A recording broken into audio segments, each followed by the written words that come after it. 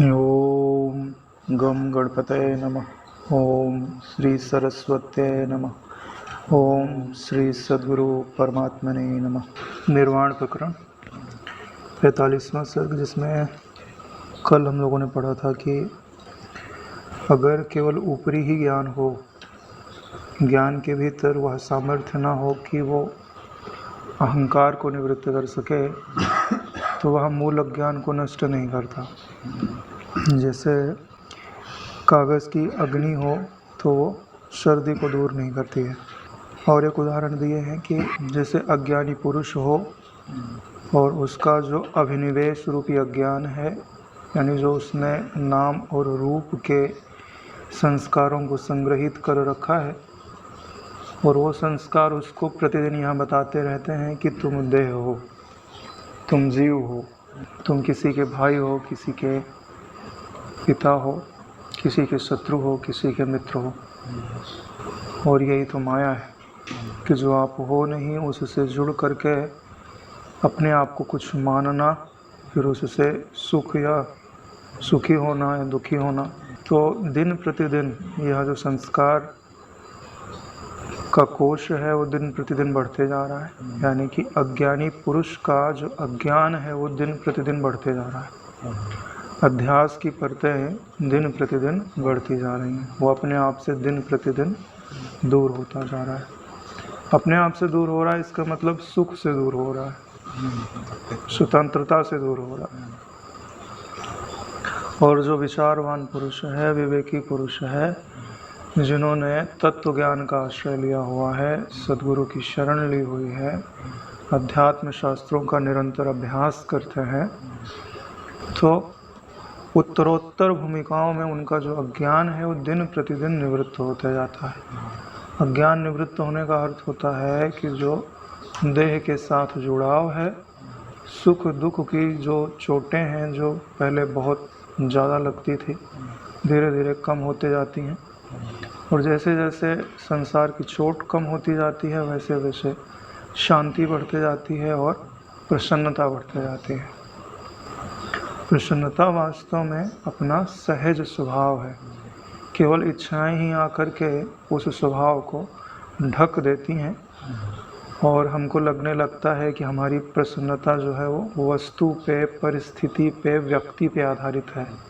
अनुकूल परिस्थितियां मिलेंगी तो हम प्रसन्न होंगे, तो प्रतिकूल मिलेंगी तो हमें दुख होगा। जबकि अनुकूल और प्रतिकूल चीज़ों का जो प्रभाव है वो मानस क्षेत्र पर पड़ता है, आत्म क्षेत्र पर नहीं पड़ता है। तो अगर आप आत्मोन्मुखी हो, गुरुमुखी हो, यानी आपका मुख जो है वो सूरज की ओर है, तो आपको परछाई नहीं मार सकेगी। इसलिए कहते हैं कि हमारा जो मुख है वो स्वरूप की ओर होना चाहिए। हमारी दृष्टि में स्वरूप की प्रधानता होनी चाहिए।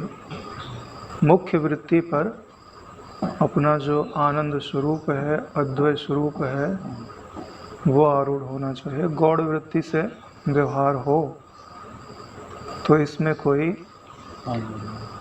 फर्क नहीं पड़ता, हृदय में समता बनी रहती है। जैसे इसके लिए उदाहरण देते हैं कि जैसे पनिहारी होती हैं तो पहले मटके में पानी भर के लाते थे कुएं से। गांव में एक आध दो कुआं होता था और सब लोग वहीं से पानी भर के लाते थे। तो वो मटका जो है सिर के ऊपर रख लिए, अब वो आपस में बातचीत भी कर रहे हैं, चलते भी जा रहे हैं, लेकिन मुख्य वृत्ति घड़े पे लगी हुई है। ऐसे ही जिसकी मुख्य वृत्ति सदैव स्वरूप पर लगी होती है, उसका जो व्यवहार है वह भी यथोचित हो जाता है, और उसकी जो वास्तविक मंजिल है वो भी उसे प्राप्त हो जाती है। वो सबका प्रिय हो जाता है। पता है, जिसके हृदय में स्वरूप का आनंद है ना, वो सब जगह सफल हो जाता है। क्यों? क्योंकि वासनाएं नहीं है। जब वासनाएं नहीं होती हैं तो अपने चित्त में शांति निवास करती है, और मन जितना ज़्यादा शांत है उसकी बुद्धि उतनी ही ज़्यादा सूक्ष्म होती है, पुष्ट होती है। तो उसके निर्णय अच्छे होंगे तो लौकिक जगत में भी सफल होगा और आध्यात्मिक जगत में भी सफल होगा। लोग परेशान क्यों होते हैं? मन की चंचलता के कारण। मन में नाना प्रकार की जो इच्छाएं हैं, वासनाएं हैं और अनर्गल इच्छाएं हैं जिनका कोई मतलब नहीं है कि मैं दूसरों की नज़रों में बहुत अच्छा कहलाऊं। इससे कोई विशेष लाभ नहीं है। दूसरे तुमको अच्छा बोल देंगे तो क्या हो जाएगा? और ऐसे व्यक्तियों को पता ही नहीं चलता कि कौन वास्तविक प्रशंसा कर रहा है और कौन चाटुकारिता कर रहा है। कई लोग जो होते हैं वो अपना काम बनाने के लिए फ्लैटरी चापलूसी करता है। किसका उदाहरण देते हैं? वो कौवे की प्रशंसा नहीं कर रहे थे कि तुम जो है बहुत बढ़िया गाते हो, हाँ, और कौवा जो है बंदर की प्रशंसा कर रहा था कि तुम्हारा रूप कितना बढ़िया सुंदर है। हाँ, तो ऐसे ही होता है। अहोरूपम अवध्वनि।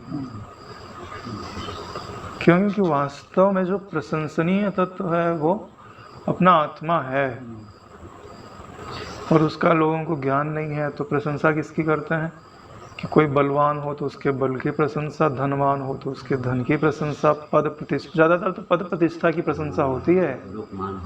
हाँ, प्रधानमंत्री जाता है किसी देश में, कितना सम्मान होता है। तो उसका सम्मान थोड़ी है, पद का सम्मान है। कौन पूछता है? हाँ, तो व्यवहार के लिए सब अच्छा है, लेकिन भीतर में उसको स्वीकृति दे देना कि ये मेरा सम्मान है, दुख का कारण है। आज नहीं तो कल आपको पता चलेगा कि ये ट्रैप था। हाँ, फंदा, जिसको फंसाने के लिए फंदा बांधा जाता है ना। जगत में ऐसी बहुत सारी चीज़ें हैं जो आपके लिए चारे के समान हैं। जैसे मछली को पकड़ना होता है ना, तो जो हुक होता है उसमें केंचुए का चारा लगा देते हैं। दिखता चारा है लेकिन उसके पीछे जो सूल होता है ना वो दिखाई नहीं देता।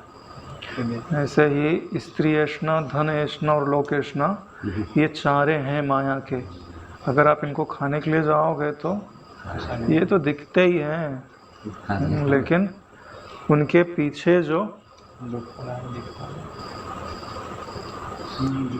पराधीनता है, जो जिम्मेदारी है, जो दुख है, जो चिंता है, जो परेशानी है, वो कांटा दिखता नहीं है मगर चुभता ज़रूर है।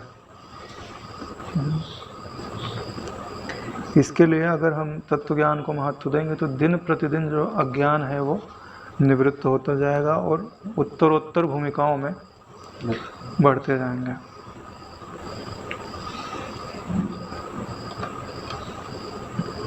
अगले श्लोक में कहते हैं, अज्ञानी को जैसा जगत का ज्ञान स्थित रहता है, उस अज्ञानी के जगत ज्ञान शब्दार्थ से रहित ही स्वरूप में स्थित चित्र में लिखित जैसा सुप्त पुरुष के द्वारा निर्मित किए सदृश एकमात्र शून्य रूप से विरचित ही तीनों जगत का भान तत्वज्ञानी पुरुष को होता है।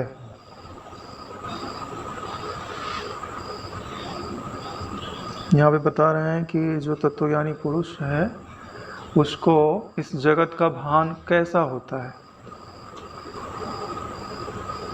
बोल रहे हैं कि अज्ञानी को जैसे जगत का ज्ञान स्थित रहता है वैसा ज्ञानी को स्थित नहीं रहता।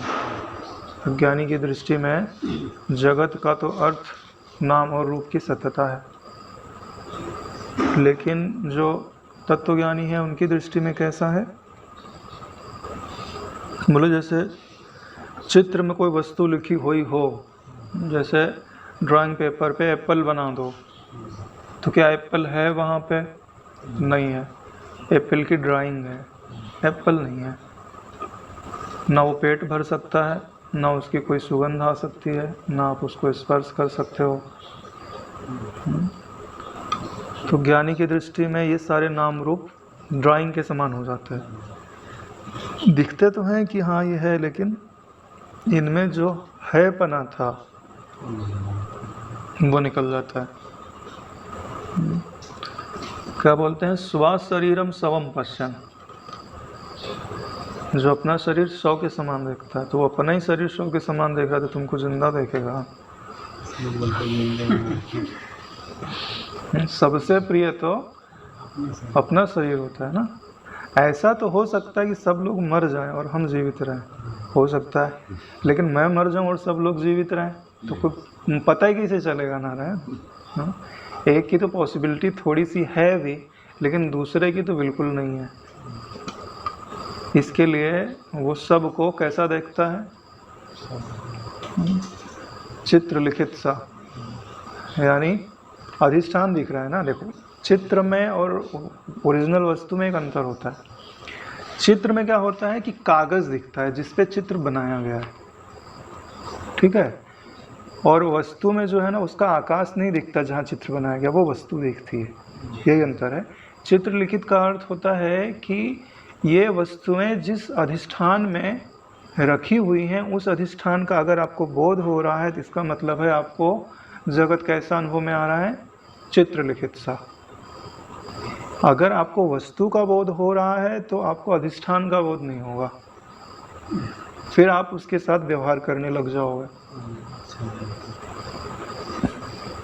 दूसरा उदाहरण क्या दिया है कि जैसे सोया हुआ पुरुष हो और वह कुछ बनावे, तो सोया हुआ पुरुष कुछ बना सकता है क्या? नहीं बना सकता। बोले ऐसे ही उनके लिए यह जगत है, कुछ नहीं बना सकते यानी शून्य। तो जिसके लिए यह जगत शून्य रूप है वही तत्वज्ञानी है। तो 3 उदाहरण हो गए। एक, अज्ञानी की दृष्टि में जैसे जगत का अर्थ होता है, ज्ञानी की दृष्टि में वैसा अर्थ नहीं होता है। उसको यहाँ जो देश और काल अज्ञानी को ठोस भासते हैं, वो तत्वज्ञानी को कल्पना मात्र भासता है। सच्चाई है।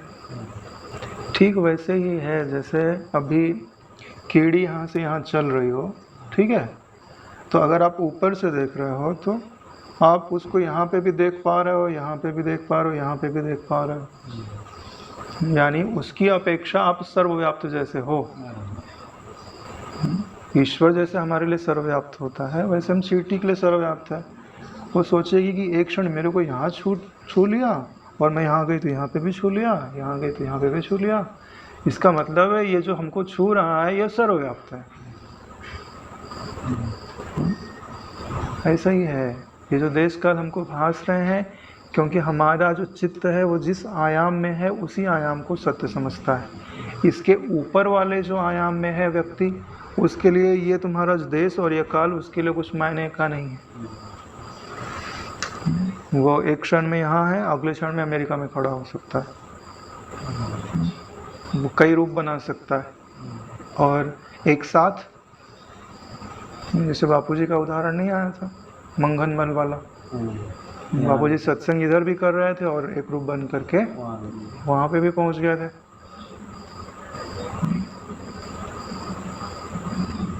तो जिसका आयाम ऊंचा है उसको जो नीचा आयाम है वो कल्पना जैसा लगता है, ठीक है, और जो सबसे ऊंचे आयाम में पहुंच गया है उसको तो ये जगत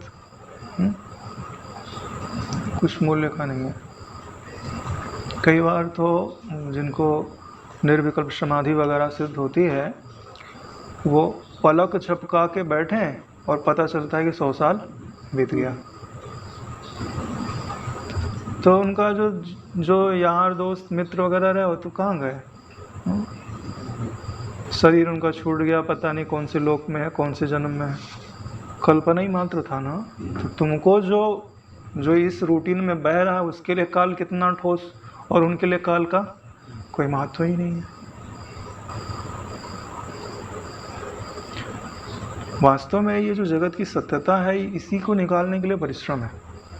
तो इसमें जो हमको देश और काल भासते हैं, इन देश और काल के प्रति आपके चित्त में प्रश्न उपजना चाहिए कि ये हमको अनुभव में कैसे आते हैं।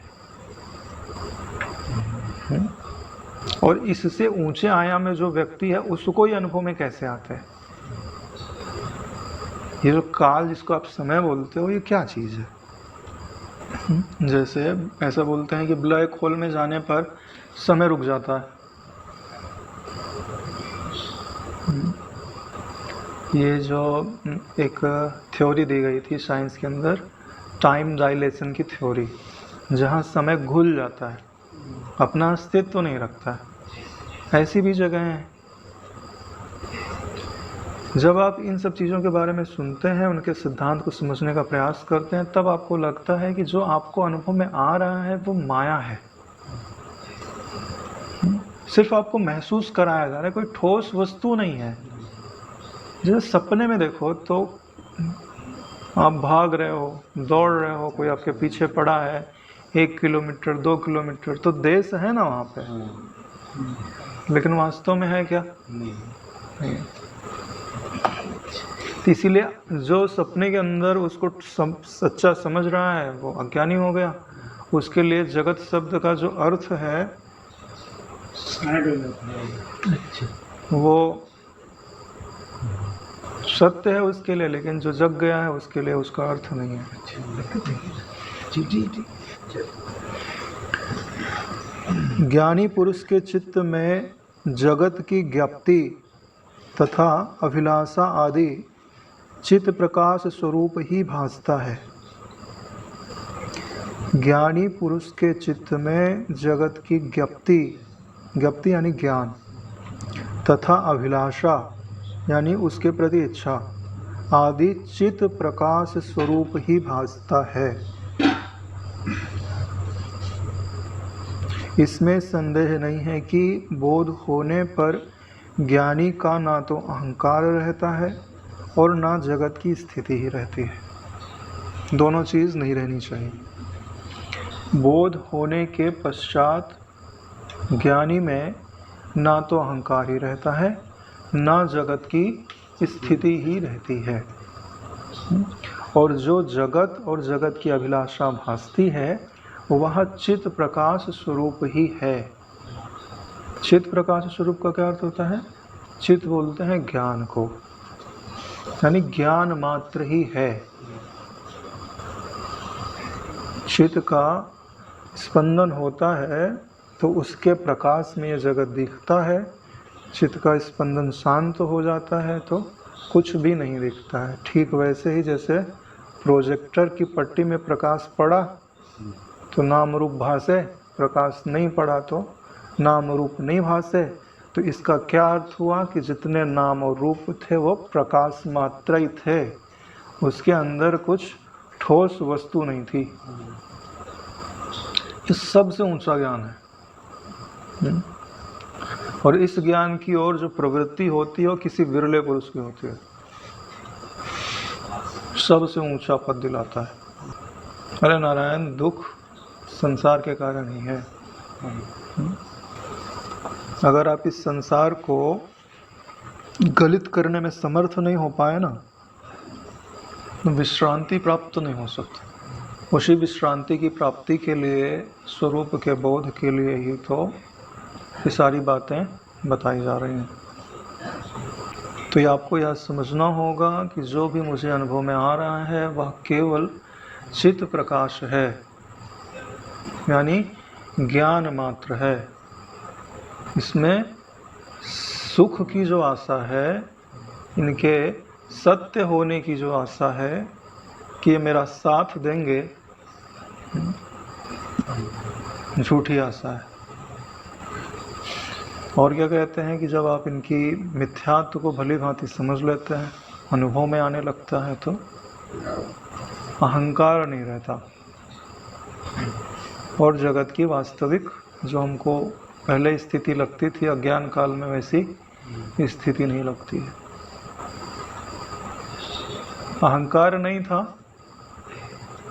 तब तो चोट अहंकार को ही लगती थी। मान अपमान की इच्छाएं अहंकार के आश्रय से ही थी। अहंकार नहीं होने से वो सब तो पहले से ही हट गया, ठीक है। और जगत की स्थिति ना रहने से जो दूसरा कारण था दुख देने वाला, दो ही तो कारण होते हैं। एक तो होता है अहंकार का होना और दूसरा जगत का होना। जगत था, उसमें एक शरीर था, तो उससे तादात्म्य था, तो अहंकार था। ठीक है, तो अहंकार हट गया यानी तादात्म्य हट गया, लेकिन फिर भी जगत है, तो क्या पता फिर से कभी तादात्म्य उपज जाए। तो बोले जगत की जो स्थिति है वो भी नहीं रही,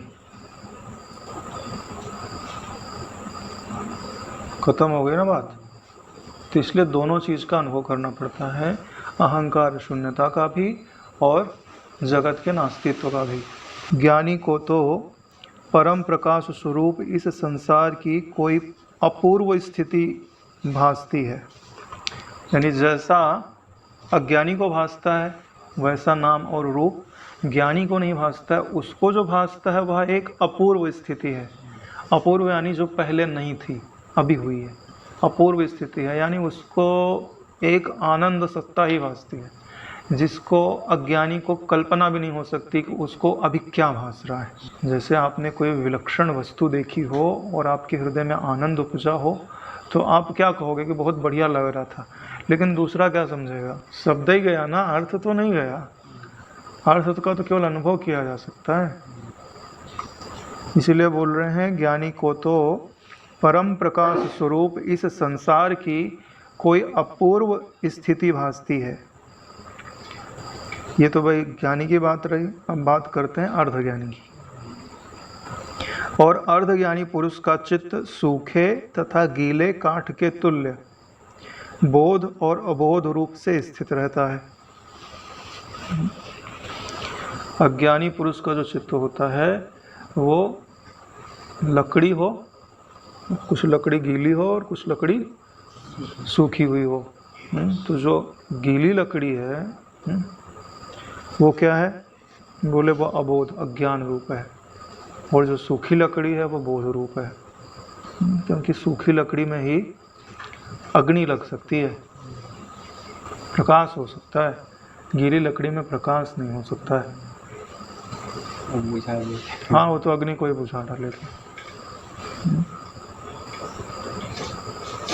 यानी दोनों चीज़ें उसके चित्त में निवास करती हैं।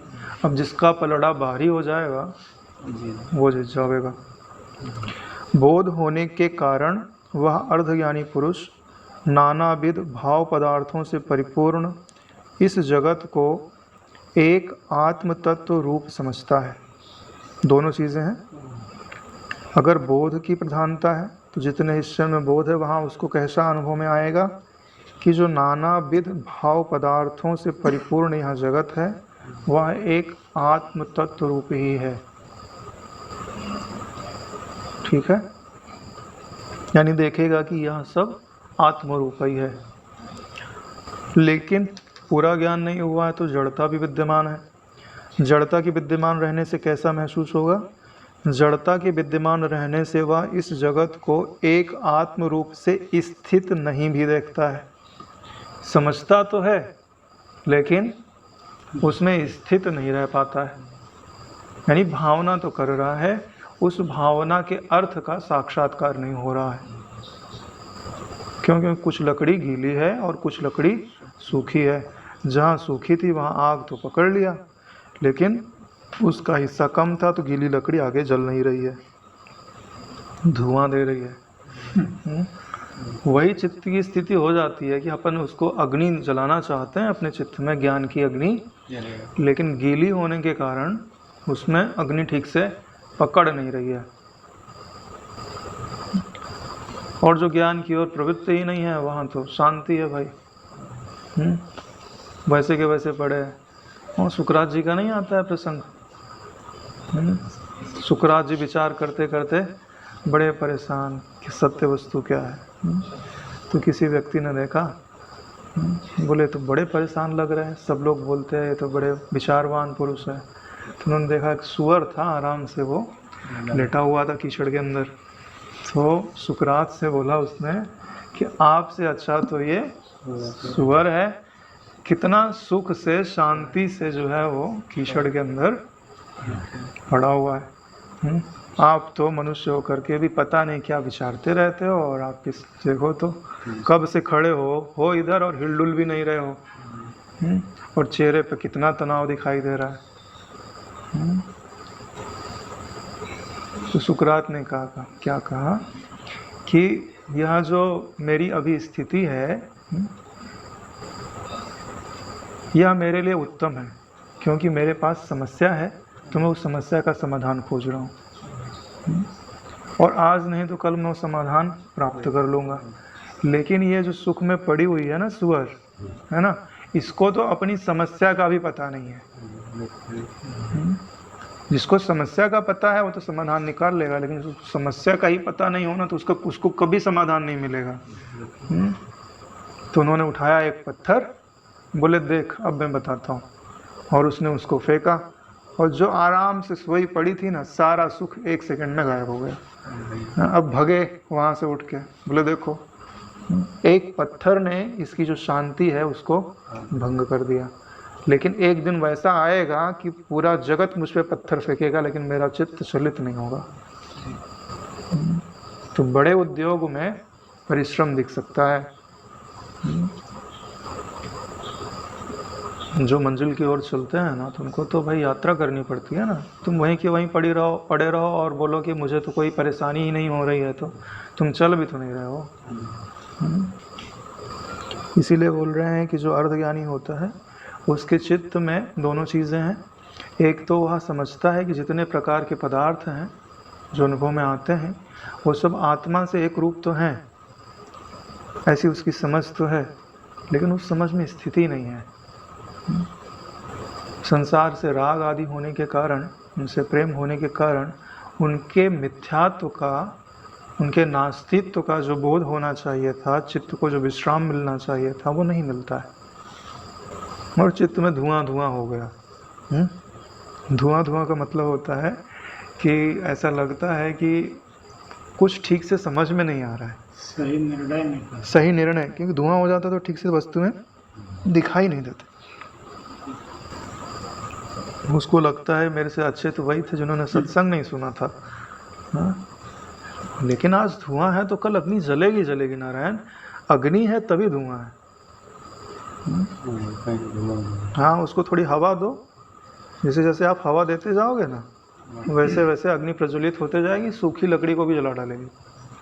अगर हवा नहीं दोगे तो फिर बात नहीं बनेगी। ये जो क्या बोलते हैं अध्यात्म शास्त्रों का निरंतर अभ्यास है ना, ये उसको हवा देना है। और अगर साधु पुरुषों के संग में रह करके शास्त्र अभ्यास करने को मिल जावे, उनके वचनों का अभ्यास करके मिल जाए, तब तो सोने पे सुहागा हो जावे। और अच्छे से अगर ध्यान करने लग जावे, तीनों चीज़ मिल जाए तो फिर तो किसी लकड़ी को जला डाले वो। हाँ, किसी भी लकड़ी को जला डाले। पुरुषार्थ लगता है नारायण।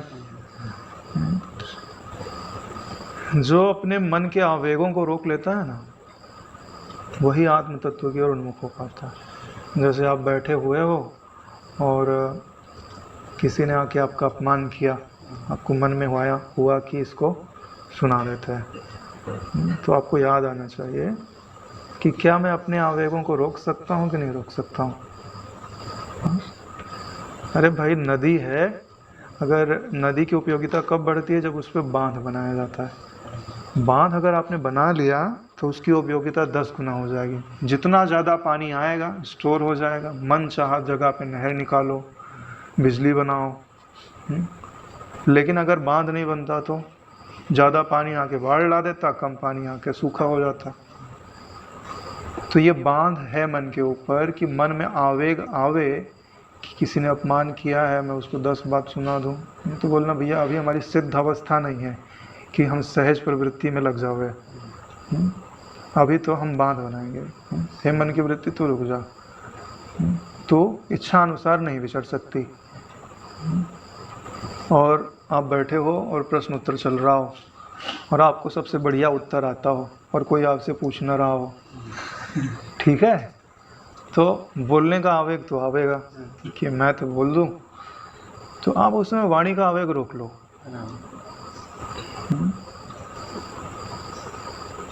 तो ये इसी को बोलते हैं बांध बना देना। तो मन की वृत्ति आकर के इकट्ठा हो जाएगी, उसमें जो प्रवाह था वो शांत हो जाएगा, और वही शांति सामर्थ्य लेके आता है।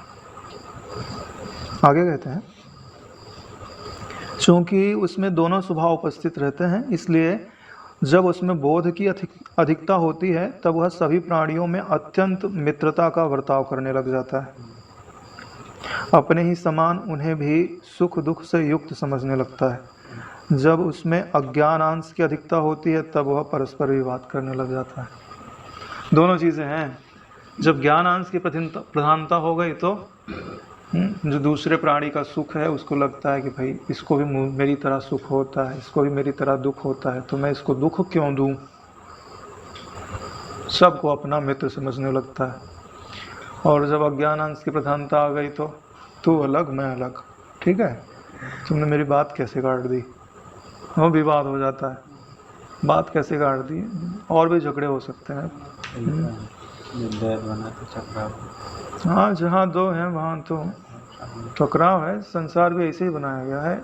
कुर्सी एक बनाई गई है और 10 उस पर बैठने वाले बनाए गए हैं। हाँ, तो प्रतिस्पर्धा होना तो लाजमी है।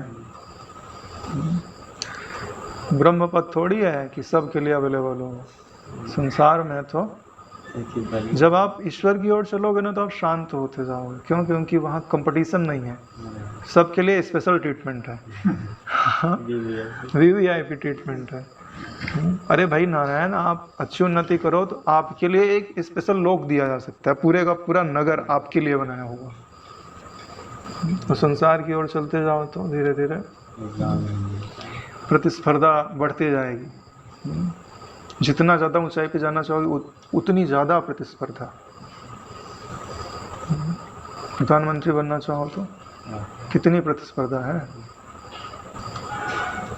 इसलिए तो हम लोगों को जो सरल कार्य है, जिधर संभावना ज़्यादा है, उसको करने की इच्छा ही नहीं होती है ना।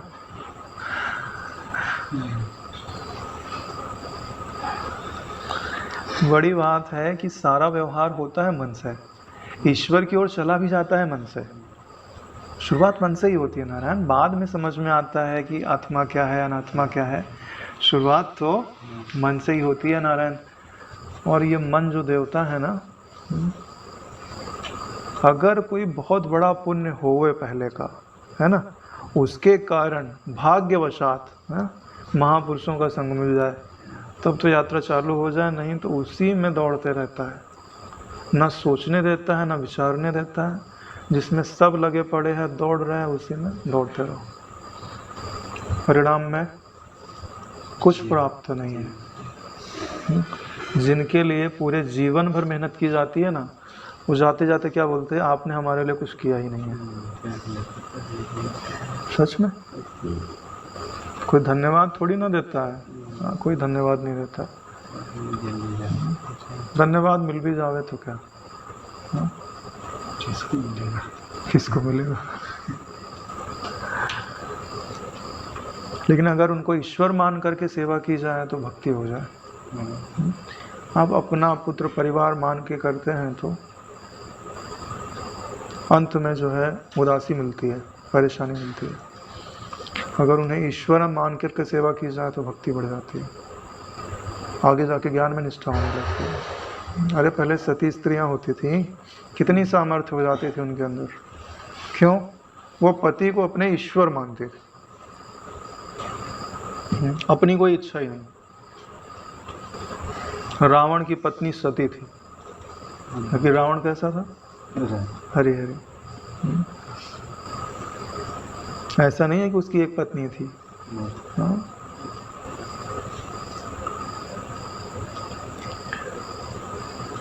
तो इसीलिए ये बातें क्यों बताई जा रही हैं कि भाई अज्ञान अंश की प्रधानता ना होवे, ज्ञान अंश की प्रधानता होवे। ज्ञान और अज्ञान इन दोनों में जो भाग इसका प्रबल होता है तद्रूप होकर यह रहता है। किंतु जिसका ज्ञान परिपक्व हो चुका है वह तो जगत की सत्ता और असत्ता की यथार्थता बिल्कुल ऐसे नहीं जानता जैसे, क्या उदाहरण दिया जा सकता है। जैसे अज्ञानी का चित्त ज्ञानी क्या होता है? हाँ, जैसे जिसको अज्ञान है वो ज्ञान को नहीं जानता है, ठीक वैसे ही उनका जो चित्त है वो इस जगत में जो सत्ता है या असत्ता है उसको नहीं जानता है। यानी अब उसके लिए कोई प्रश्न ही नहीं है कि जगत नाम की कोई वस्तु है, वो किससे उपजी है, किस में मिटती है, ऐसा कोई प्रश्न नहीं है, क्योंकि उसे यथार्थ तत्व का बोध हो चुका है। आगे कहते हैं, जैसे सप्तम भूमिका में आरूढ़ पुरुष जागृत स्वप्न सुसुप्ति को नहीं देखता, ठीक वैसे ही जिसको ज्ञान हो चुका है वो जगत को नहीं देखता। सातवीं भूमिका में पहुंच गया तो उसको किसी अवस्था का भान होगा क्या? नहीं। भान कहाँ होगा नारायण? अद्वैत पद में है ना, जहाँ त्रिपुटी नहीं है। त्रिपुटी ही नहीं है तो जगना क्या, सोना क्या, सपना क्या? सप्तम भूमिका में कोई गया हुआ है? शरीर का भी भान नहीं रहता है। किसका भान नहीं रहता? शरीर का भी भान नहीं रहता। अरे शरीर नहीं रहता यार, त्रिपुटी नहीं है तो शरीर कहाँ से रहेगा?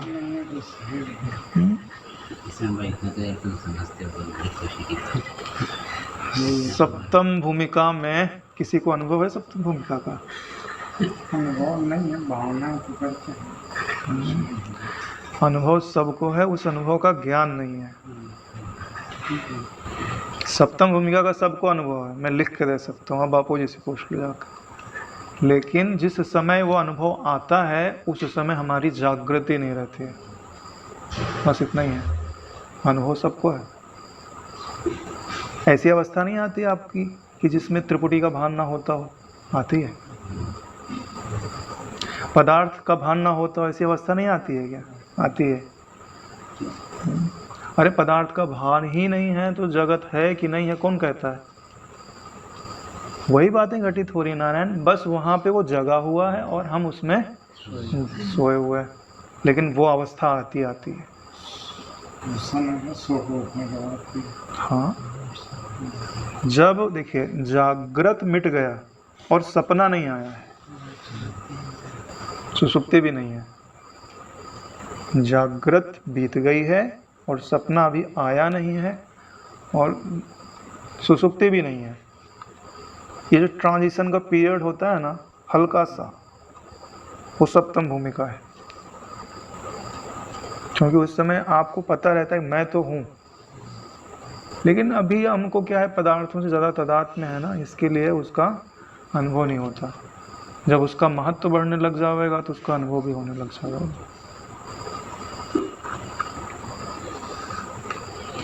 ध्यान रूपी वृक्ष के नीचे मन रूपी हरिण को विश्रांति प्राप्त होती है। ध्यान रूपी वृक्ष के नीचे मन रूपी हरिण को विश्रांति प्राप्त होती है। देखो हम लोगों को क्या है, सोने की आदत है, सुलाने की आदत नहीं है। जब सुलाने की आदत हो जाएगी ना तो सातवीं भूमिका में जाने का मार्ग बन सकता है। अभी हम लेट जाते हैं, हम सो जाते हैं, यानी आपको क्या लगता है कि मैं सोता हूँ, वास्तव में आप सोते नहीं हो, लेकिन इसका भान कब होगा? जब आप सुलाओगे।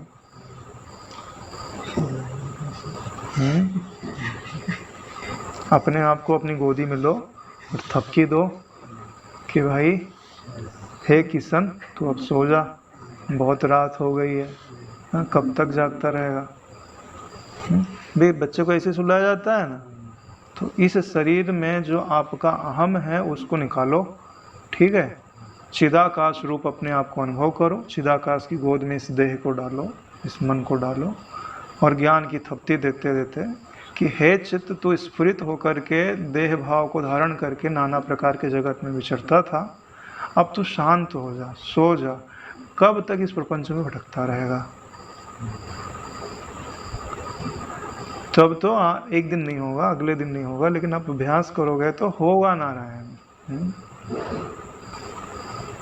अगर यहाँ तक पहुँच के भी अगर हम ये नहीं कर पाए, हाँ तो फिर कभी नहीं होगा नारायण।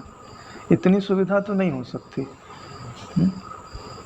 अब भी जो आपकी बुद्धि की समझ है, उस समझ को कमाने के लिए आपने कितना समय लगाया है, कितना परिश्रम लगाया है। ये तो छोड़ो, यहाँ तक पहुँचाने के लिए प्रकृति ने कितना परिश्रम सहा है। अरे सच में नारायण, आपको यहाँ रखने के लिए प्रकृति ने बहुत व्यवस्थाएं की है।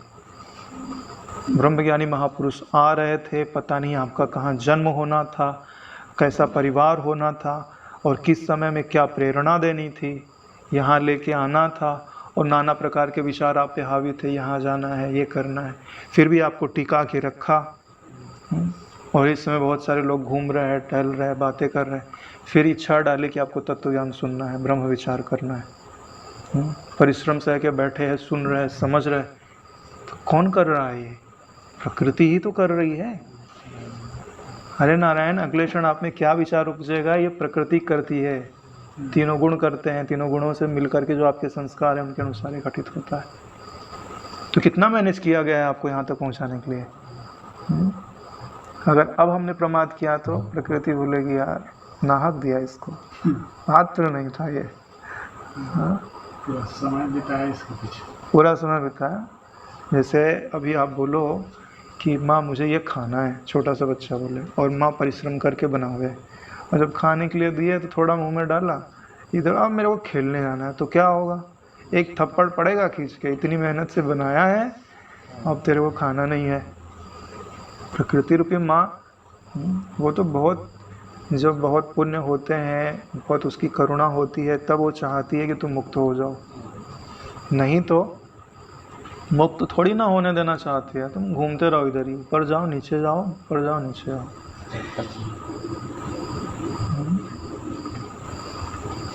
तो ध्यान रूपी वृक्ष के नीचे जब यह मन रूपी मृग बैठता है ना, तब उसको वहाँ पे शांति का एहसास होता है, वही छाया है। इसी को दूसरे रूप से परम पुरुषार्थ फल की प्राप्ति बतलानी चाहिए, लेकिन यह न कहकर मन के नाश को ही मोक्ष रूपी पुरुषार्थ कैसे कहते हैं। यदि कोई आशंका करे तो इस पर कहते हैं कि हे रामचंद्र जी, यह वासना ही मन रूपी मृग है, वासना ही मन रूपी मृग है। यह अपने विचार से ही नष्ट होता है, यानी आत्म तत्व का जो विचार करते हैं तब यह वासना नष्ट होती है। इस मन के अवस्तु रूप होने से इसके विद्यमान रहते मोक्ष नहीं होता। मन के अवस्तु, वस्तु का अर्थ होता है ज्ञान से समझिए। वस्तु के कई अर्थ होते हैं, यहाँ जो अर्थ लगाया गया है वो ब्रह्म तत्व से लगाया गया है। वस्तु किसको बोलते हैं? जो होवे, ठीक है। अवस्तु का मतलब है जो ना होवे। तो यहाँ बोला गया है इस मन के अवस्तु रूप होने से, तो कौन नहीं है? अज्ञान नहीं होता है। अज्ञान होता है क्या? अज्ञान वास्तव में होता ही नहीं है। अज्ञान का भी ज्ञान होता है। अवस्तु रूप होने से इसके विद्यमान रहते मोक्ष नहीं होता, यानी अज्ञान के विद्यमान रहते मोक्ष नहीं होता है, किंतु इसके स्वरूप का नाश होते ही वह प्राप्त होता है। किसके स्वरूप का नाश होते ही? मन के स्वरूप का नाश होते ही वह प्राप्त होता है, मतलब आत्म तत्व प्राप्त होता है। जब सर्वनाम में लिखा जाता है ना, तो अर्थ समझने वाले को लगाना पड़ता है कि किसके लिए कौन सा शब्द लिखा हुआ है। तो मन के नाश का क्या अर्थ होता है? विक्षेप का ना होना। मन क्या करता है? विक्षेप उपस्थित करता है, और विक्षेप का कारण क्या होता है? वासनाएं। इसलिए तो बोले हैं कि ध्यान रूपी वृक्ष के नीचे ही इसको विश्राम प्राप्त होता है। इसका सारांश यह निकला कि यह मन का नाश ही मन रूपी मृग के बहाने वर्णित हुए आत्मा का मोक्ष है, यानी मन का नाश ही आत्मा का मोक्ष है, यानी विक्षेप का नाश ही। और विक्षेप का नाश कैसे? बोले आत्यांतिक नाश। क्यों? क्योंकि समाधि में तो बहुत लोगों का विक्षेप शांत हो जाता है, सुसुप्ति में तो बहुत लोगों का विक्षेप शांत हो जाता है, लेकिन क्या वो आत्यांतिक नाश है?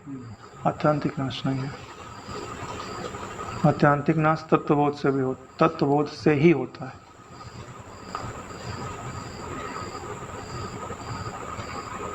यानी जब समाधि है तब तो समाधि है ही। समाधि में मतलब तत्व ज्ञान से जो समाधि प्राप्त होती है, उस समाधि में जिस तत्व का अनुभव होता है ना, आंख खुलने पर भी उसकी दृष्टि उसी तत्व पर जमी रहती है। और फिर जब उस पर जमी रहती है तो जो दूसरा कुछ दिखाई देना चाहता है वो उनके लिए मिथ्या की कोटि में रहता है। बड़ी बात है, जब तक आपने खाली आकाश पे दृष्टि जमाना नहीं सीखे हो, तब उस आकाश में जब नाना रूप आदि भासेंगे तब क्या आकाश पे दृष्टि टिकी रहेगी? नहीं। जब खाली है तब उसमें अपनी दृष्टि को टिकाने का अभ्यास करना पड़ता है। फिर जब उसमें रूप भासेगा तब आप ये दृष्टि पक्की रख सकते हैं कि ये उसी शून्य आकाश में ही प्रतीत भर हो रहा है। थोड़ी देर दिखेंगे, बोलेंगे, उछलेंगे, कूदेंगे, थोड़ी देर में चले जाएंगे। इसके लिए ज़रूरी क्या है? पहले शून्य आकाश पर दृष्टि को टिकाना। इसीलिए ध्यान की आवश्यकता पड़ती है आत्मविश्रांति के लिए, क्योंकि ध्यान में आपके चित्त में नाम और रूप का उपद्रव नहीं है। तब आप उस समय चित्ताकाश को अनुभव कीजिए। नाम और रूप नहीं होगा, जब भली भांति शांत हो जाएगा तो वही चित्ताकाश चिदाकाश कहलाता है। तो आपको चिदाकाश का बोध हो जाएगा मैं के रूप से कि वही मैं हूँ। अभी जो आपको लगता है ना कि शरीर में हूँ, क्यों लगता है? क्योंकि आपको उसी का ज्ञान है। आप भी ध्यान से देखेंगे, अभी आप बैठे हुए हो तो आपको लगता है मैं बैठा हुआ हूँ, मैं बैठा हुआ हूँ। यह आपके मन की एक संबित है। वास्तव में है क्या कि आपके पास क्या इन्फॉर्मेशन आ रही है शरीर से संबंधित? ध्यान से देखिए कि जो पूरे शरीर में तंत्रिका कोशिकाओं का जाल फैला हुआ है, ये शरीर को जीवित रखने के लिए, चलाने के लिए फैलाया गया है। तो वो एक प्रकार की जानकारी आपको हर पल देती रहती है शरीर संबंधित।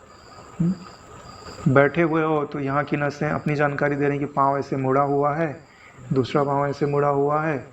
आप बैठे हुए हो या लेटे हुए हो या चल रहे हो, हवाएं लग रही हैं तो उनका अपना एक ज्ञान मस्तिष्क तक जा रहा है। ये ज्ञान परोसा जा रहा है मन के सामने।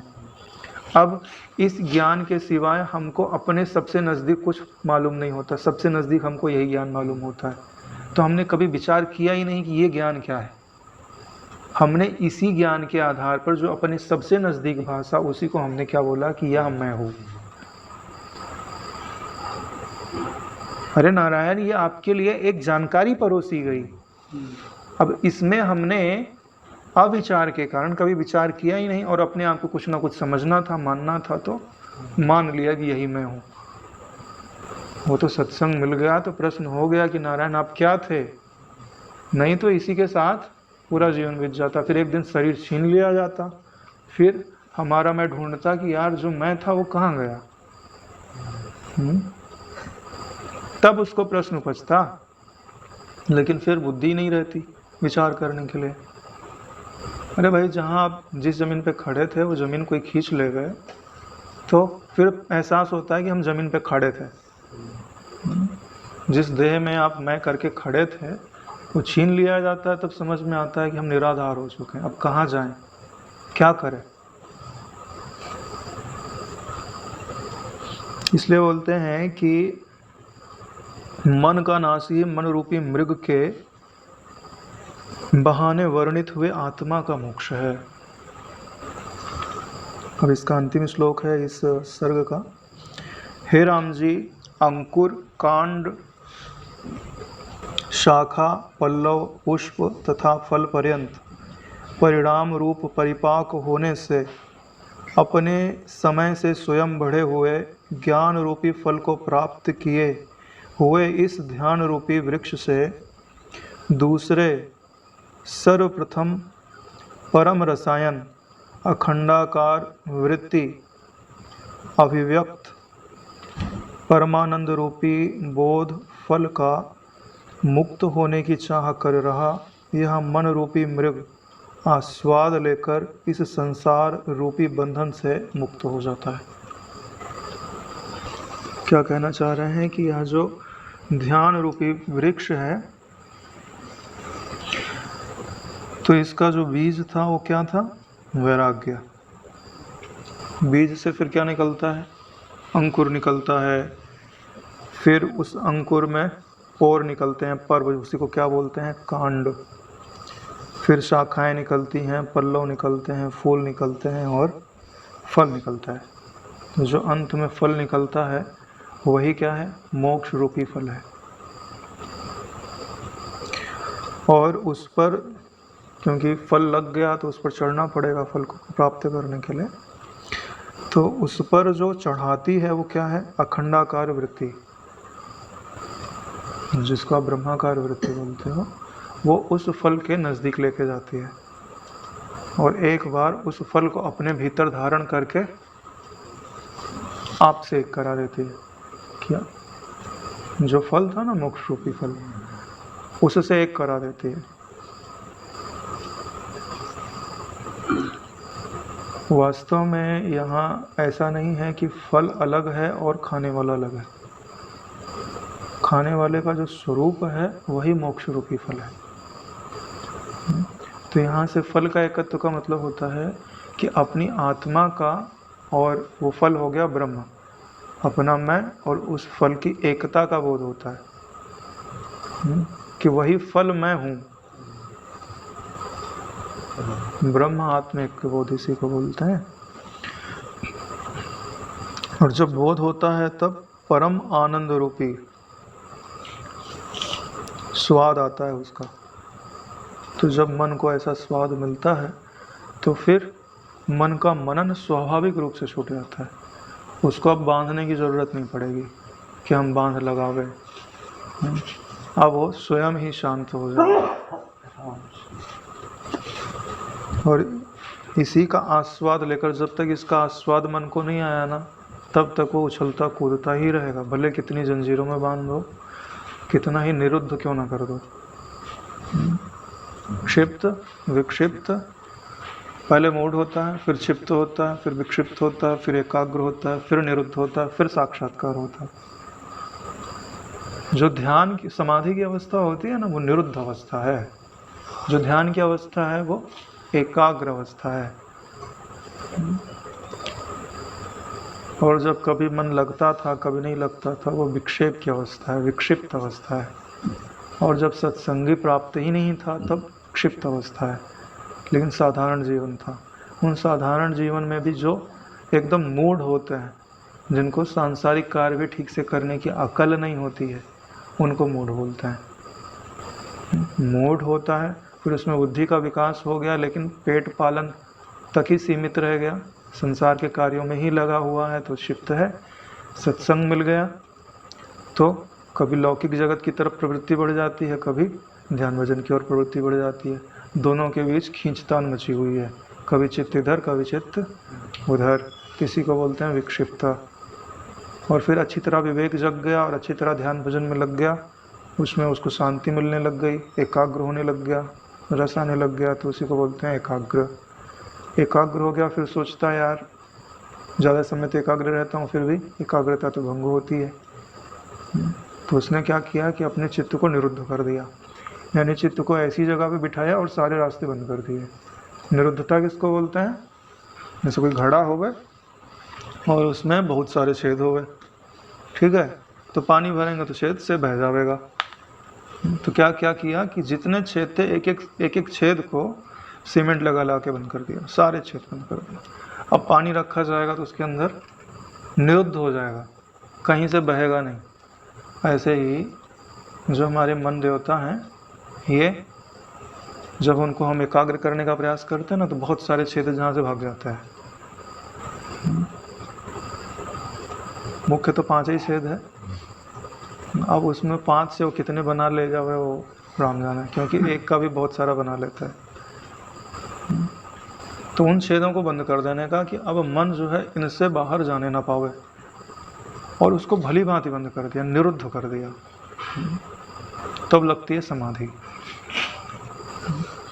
और समाधि लगे वो भी, ये जो छेद बंद किए जाएं वो बल के द्वारा ना बंद किए जाएं, बल के साथ ज्ञान के द्वारा बंद किए जाएं। बल के द्वारा बंद करने में क्या रहता है कि कोई बाहर खोलने वाला उपस्थित है, लेकिन जब ज्ञान के द्वारा बंद किया जाता है तो बाहर कोई खोलने वाला उपस्थित नहीं रहता। क्यों? क्योंकि आप बंद कैसे करते हो कि जहाँ तू जाता था ना वो मिथ्या था, कल्पना मात्र था, तो उसका नास्तित्व तो हो गया कि वो है ही नहीं, तो अब है भी नहीं और जाने भी नहीं देना है। तो उसके अंदर पहले संस्कार किसके पड़ गए हैं कि जहाँ मैं देख रहा था वह केवल छाया मात्र था, प्रतिबिंब मात्र था, बिंब नहीं था।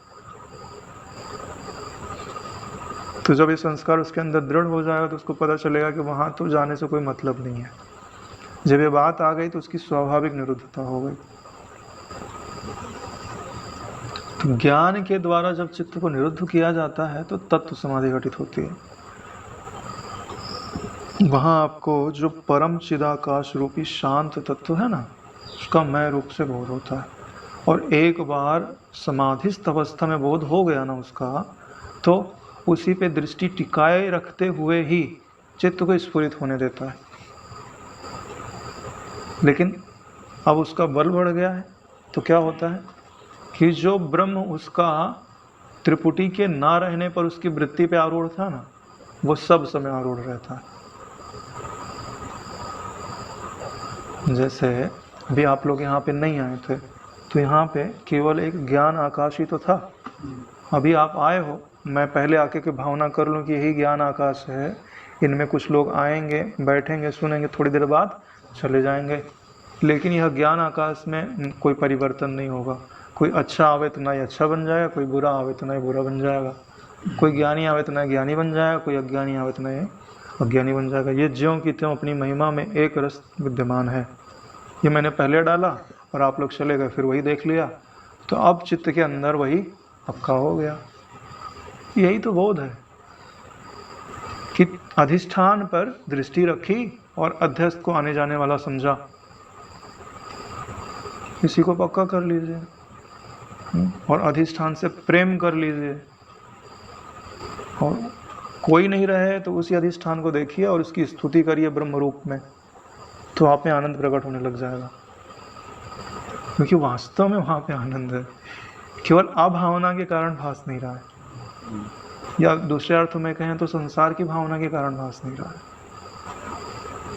निर्विषय तत्व से प्रेम हो जाए ना नारायण, तो सारा काम हो जाए।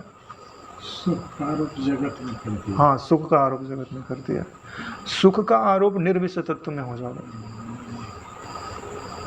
थोड़ा कठिन तो है मगर असंभव तो नहीं है।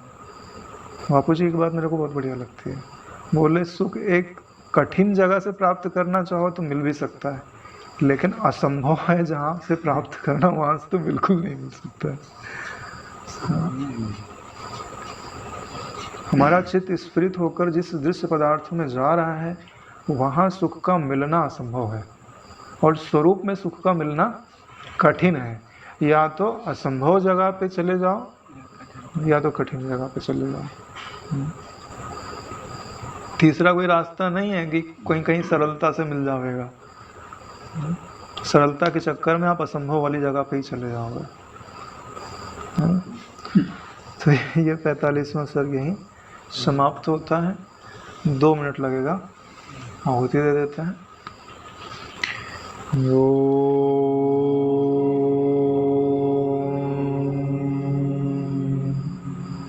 नाभि प्रदेश में ज्ञान अग्नि की भावना करेंगे।